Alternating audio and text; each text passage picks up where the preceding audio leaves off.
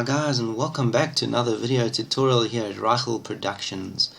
And as you probably are aware, Blender 2.7 is now out, and we're going to be working on Cycles Blender 2.7. And you'll notice that the user interface has changed somewhat. We have some tabs here on the side. These are the beginning changes, I would imagine, that we're going to be seeing in the future. Basically just tabs that we can click on to access those buttons that we want. It's just the beginning, but the process has started. But what we are looking at today is the exciting fact that we now have volumetric shaders in Blender Cycles. So we are going to attempt to do a little bit of volumetric lighting. Look, there are some things that are still missing, things that are still not really possible. But if you watched my tutorial on creating a light cone in Blender Cycles before we had volumetric shading, you'd have seen that it was a little different to what we're going to be doing today. So before we start, let's just have a quick look over here in the render properties panel. You'll see immediately that we have a new section here, volume sampling, and we have some settings there, and the size here, the lower the size, the more accurate the rendering will be, but also the slower. I just leave these settings here, maximum steps as well. I don't fiddle too much with that. There is also another setting here in, where is it, sampling. You'll notice that we have clamp direct and now clamp indirect. So we can control those fireflies and so on very nicely. It seems to work very well. In fact, when I rendered this graphic, I think I set it at, was it 5? And I clamped the direct light at 7. This was rendered at 350 samples, and I did put it through a bit of compositing to just smooth it out a bit. I'll give you the reference of that node at the end of this tutorial that someone has provided for free, just to give you less noise in your rendering with fewer samples if you're in a hurry. A great tool. And but this basic setup I was determined to create without using any compositing as far as the lighting and so on goes. So that's what we're going to be doing now. So let's just click on the lamp and delete that. By the way, I have set my user preferences so that the left mouse is used for selecting the object. You can do the same. Unfortunately, there are no screencast keys being displayed, so I will try and tell you what I'm busy doing as we go along. I will probably forget along the way though. Alright, I'm just going to select the cube here, and we're going to go into edit mode, pressing tab, press A to deselect everything. I'm going to go into face selection mode, and I'm going to just delete that face there, that one there, and the top one there. Right, so what we've done is we've created our room in which our light is going to be coming down from a skylight. So I need to just create a skylight now. I'm just going to press, you know what, let's go over here. Let's see if this works. We'll just add another cube and scale that down a bit. I'm going to grab it so it's a little bit in the corner there, and I'm going to grab it along the Z axis, pressing G and Z, and we'll just bring it up to about there. Great. What I'll do is cut this this cube into 16 faces, and in order to do that, it's easy to remember when we're doing loop cuts, it's always one less than what you want as far as faces go. So we're going to have 15 cuts to create 6 faces vertically and horizontally, so 16 by 16. So what I'm going to do is press Control and R, but I need to be in edit mode first. Control R, bring my mouse near the side there, and then I'm going to just enter 15 and press enter twice to apply that. I'm just going to get rid of this here. Okay, and then we'll press Control R again. It usually selects the vertical automatically, sometimes. Again 15 and press enter twice. Right, so what we've done is created those faces there, 16 by 16. I'm not going to count because I do know it's correct, I hope. And then just to make sure that we are not selecting the bottom faces, I'll just make sure that that is selected as so. And okay, so what I'm going to do now is I'm going to select 5 faces by 5 faces and 2 spaces from the border. Okay, hope you understand what I'm doing, but you'll see in a minute. So it'll be using the box select 5, 1, 2, 3, 4, 5, 1, 2, 3, 4, 5. There we go. Then we need to just make sure that we press B again, and then press the shift button so that these are not deselected, and then we'll go 1, 2, 3, 4, 5 with there, and we'll come down there. Sorry, it's a little tricky sometimes because you need to get your coordination right here, and then you need to deselect the shift and then deselect your mouse button. Okay, and then we're going to do the same over here. Box select, press shift and click your left mouse button and bring your mouse down to there. Deselect the shift button, deselect the mouse button, and one more time, box select, shift button, and release the shift button and release the mouse. Okay, so we've done that now, and I'm just going to delete those faces, and hopefully nothing else has been deleted. Great. What did I want to do? Oh yes, yeah, let's just rotate it now. So rotate it around X by pressing R and X and then entering 180 degrees or 180 in your number pad there. Alright, now it's facing the bottom, and let's go into Z mode, wire mode. I just want to add another cube, actually a plane, and I'm going to scale that down more or less to the size over here. Let's grab that, pressing G and Z. Yeah, that's about right. Scale it up a little bit. Oops. I'm using my forward arrow. Great. Okay, and then I'm going to, this is a panel that's covering the opening here, obviously like a pane of glass or whatever.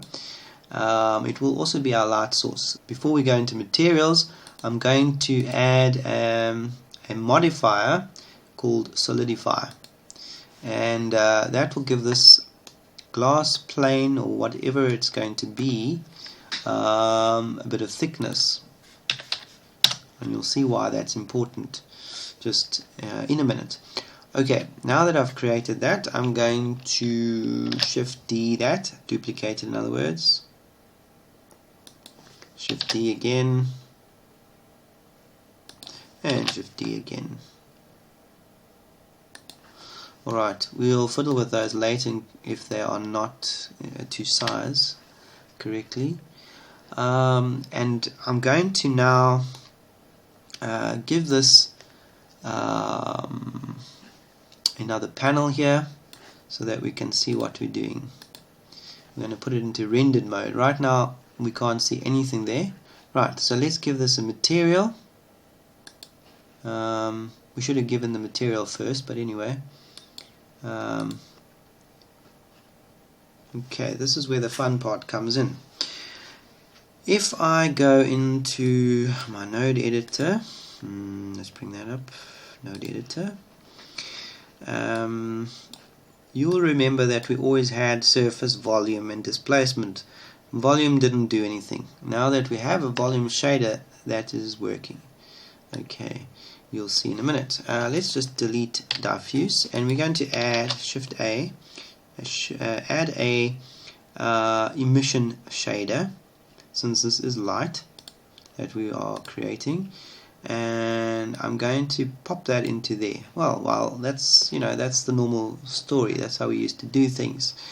I'm going to now pop it into volume, and wonderful. So nothing really does work there. Let's just pop that up. 10. Okay. So you'll notice, obviously, because of the thickness, you need a little bit more strength on that light. If I bring this to 0, it works as though it was a plane as far as the strength goes, because 1 is very similar. So once we've got our thickness there, you need some more strength to bring that light through. But you'll notice that it's looking quite different, more of a volumetric light. In fact, if I bring this down, you can kind of see what we're talking about. Right. Okay, let's just Control Z that to undo it. Okay, so let's just apply this now to each of these planes very quickly, and I'm going to call this light panel. Okay, we've done that one. Light panel and light panel. I can't remember what the shortcut key was, or the keys to apply materials to a whole lot of objects. I'm sure you can. Alright. The next thing that we want to do is give this light some color. We just want it to be a bit of a warmer color, so let's just do that. I have a color here which I had entered already, so I'm just going to use the hex code in my previous setup, so I know what to use more or less. Okay, so that's not too bad. And let's just give this skylight a material, a black material. We'll just call that skylight. It's nice just to give your objects, your materials, names, so you know what's what. Okay, now if you remember my light cone method, we used a cone or a cylinder. This time we're going to be using a tube, square tube. So let's just do that, because our light is coming through a square window. So we're going to just add a mesh cube and scale that. Obviously we're going to scale it down so that the light is coming through. Now you'll notice here as well we can get a good idea as to where that light is, and generally we want this light to be a little, this box to be a little bit larger, so that it just cuts out that there. That should be about right. Okay, and let's just go into, we're going to select the pivot point, or so from the end there, and then when I press scale along Z, that will come nicely down to the ground, and as long as it's going through the floor, that should be fine. So we'll delete that face there, and we'll delete the bottom face there as well. So we have a square tube, open-ended on either side. Okay, now the next thing that we want to do is to just scale this light slightly at the bottom. So we'll just select, box select, press B, and we'll scale this out a bit.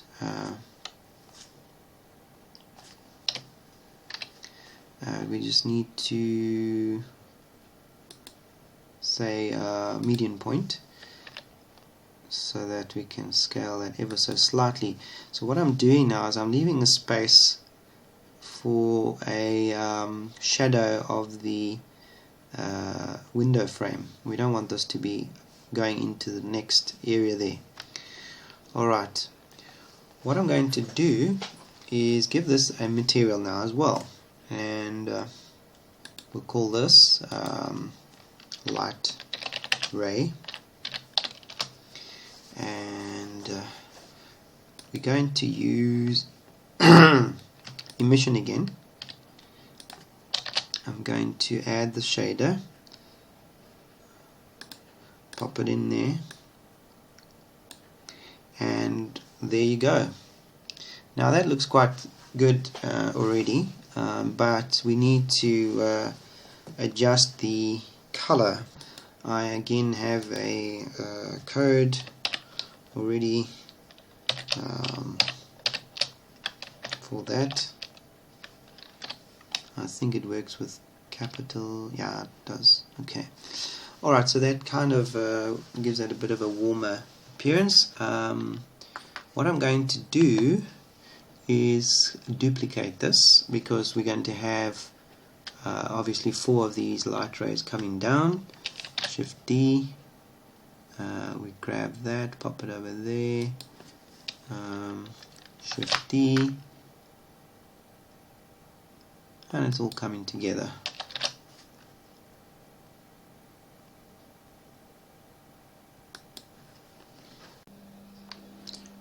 So what you'll also notice now is that we have these strange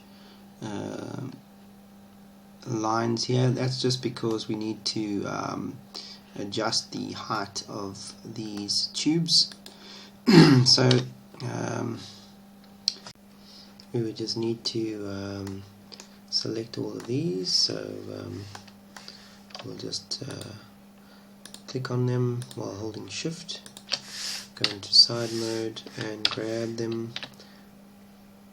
along the Z axis and bring them down to about there. That should be fine. So that looks pretty good. In the meantime, I pinged a pot plant which I got off Blend Swap, and credit to Batomo 16 for that. Quite a nice model there. So if we just I have already put it in place, so we'll just bring that up there, and what we're going to do now is just position our camera, pressing Ctrl Alt 0, and then just make the adjustments from there. We can click on the camera on the side and adjust the focal length to pull it out. But in this case I'm just going to actually move the camera because it is a little bit close.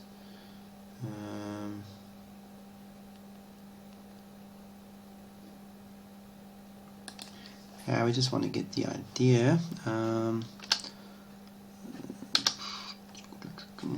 Let's rotate this around the x-axis. What you can do while the camera is selected is press R twice, and then you can position it. I just want to have a bit more of the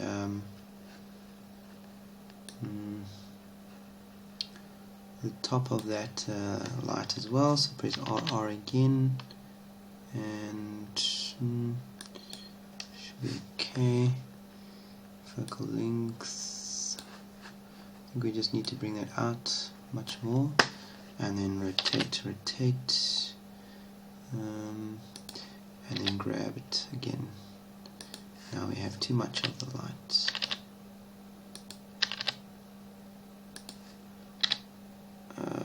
There we go. That should be fine. Let's have a look. Yeah. Now you'll notice that this looks okay, but the direct light is too diffuse. If you want to give a bit more highlights to this plant and just add a little extra detail and shadows here, you're going to need to add some extra lighting. So we can cheat a little bit. What we can do is again add another cube. That's all we've been doing basically. Scale that down to fit, fit that size there more or less. That should be fine. And what we're going to do with this cube is just give it 2 loop cuts. Press it there, and again 2. Right, so we have a face at the bottom here. Deselect everything. We're just going to select these vertices, and then we're going to delete the face. Okay, and basically that's going to form an aperture which will put the lid on the light, if you like, because we're going to place a lamp right up here somewhere. In fact, we're going to place it out of sight, so we'll bring this right to the top and we'll use it on the top here. There we go. I'm just going to get rid of that plant for now so we can see what we're doing. Yeah, and then I'm just going to again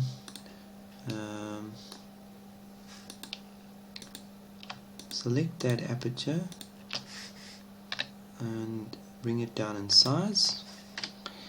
Alright, and then what we're going to do is add our lamp, and we're going to use a area lamp. That will give us some nice distinct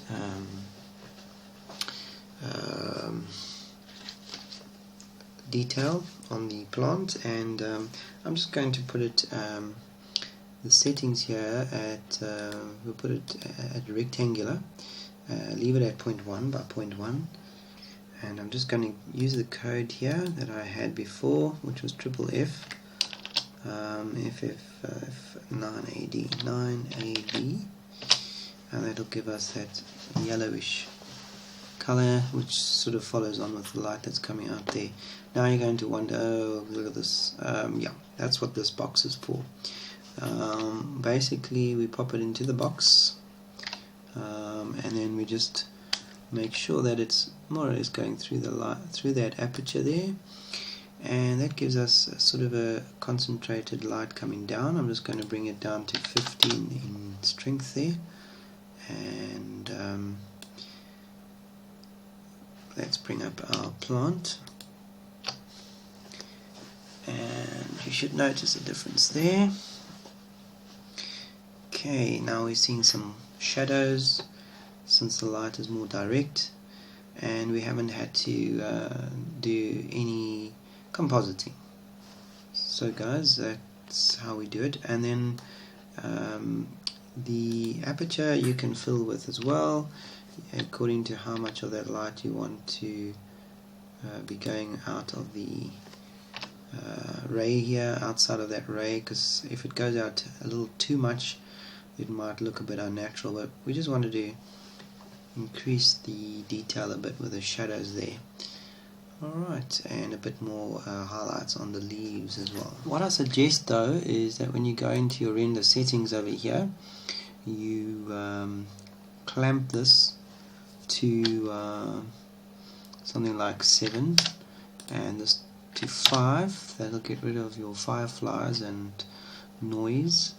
And I rendered this at about 350, as I said, 350 samples. Yeah, and then as I said, I didn't fiddle at all with these settings here. I just left them as is. Light paths, limited, global illumination should be fine, and just keep the volume setting here to 1. That should be fine as well. Once I'd finished, I put it through a group node, which you can get from the following link.